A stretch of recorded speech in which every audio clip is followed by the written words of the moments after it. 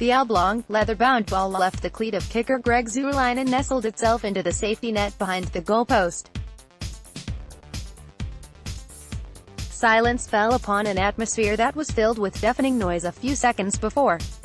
The Los Angeles Rams had defeated the New Orleans Saints in overtime to punch their ticket to Super Bowl LIII. Miles away in Baton Rouge, I was unfortunate enough to witness the winning field goal and celebration from a high-definition television. My friends and I sat in silence, numb to the pain that should follow such a heartbreaking loss on a championship stage. We were numb because we had known how the game would end for a while.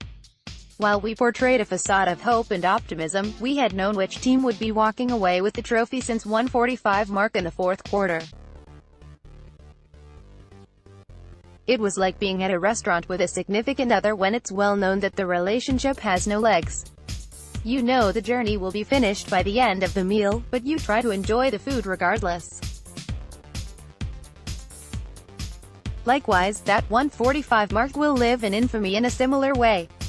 It was the moment that Rams cornerback nickel Robey-Coleman egregiously committed the textbook definition the NFL's helmet-to-helmet penalty in pass interference on Saints receiver Tommy Lee Lewis.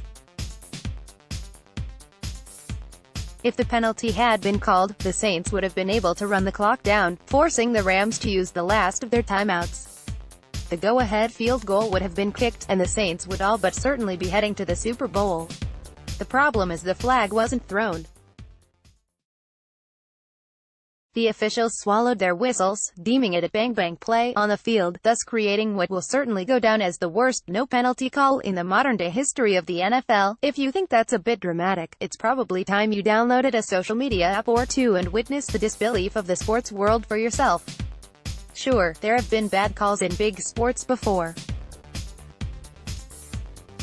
The tuck rule play in 2002 and the Dez Bryant catch controversy in 2015 are the first two that come to mind.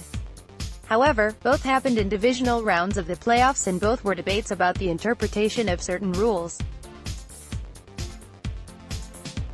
There is no debate about what happened in this year's NFC title game. The league itself has since admitted to the officials blowing the call, and Robey-Coleman has even admitted to committing the pass interference foul himself. That's fine and dandy, but the admission of guilt from the Rams and the sympathy of the NFL and the world won't ease the pain felt by the average lifelong Saints fan, and it certainly won't soothe the players in black and gold who had a remarkable season that fell one game short of the ultimate goal. The 2018 season's entire outcome has changed thanks to the absence of a penalty, and the legacies of players on the field. With so much at stake, I believe it's time for the NFL to implement the ability for coaches to challenge certain penalties. The way replay works in today's game, coaches rarely, if ever, use all of their potential 3 challenges. The booth reviews any play after the 2-minute warning as well as all scoring plays and turnovers. Come to think of it, I can't remember the last time I saw a coach use 2 challenges in a game. It's simply not necessary, and it's clear that penalty calls and no calls are as subjective as the elements of the game that can already be challenged. Obviously, some penalties would be excluded from replay review challenges. The holding penalty occurs on nearly every play, so it would be harmful to the game to include that particular foul. Penalties like pass interference are clearly a different story.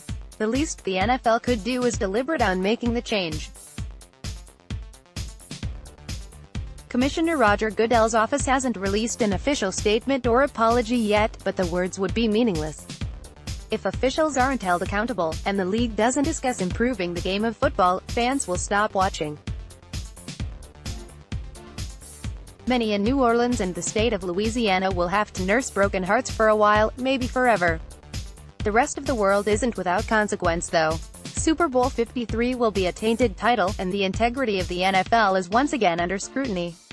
The idea of fair competition in the league is non-existent in Louisiana, and that sentiment will spread like a wildfire if Goodell continues to sit in silence as controversy swallows his NFL.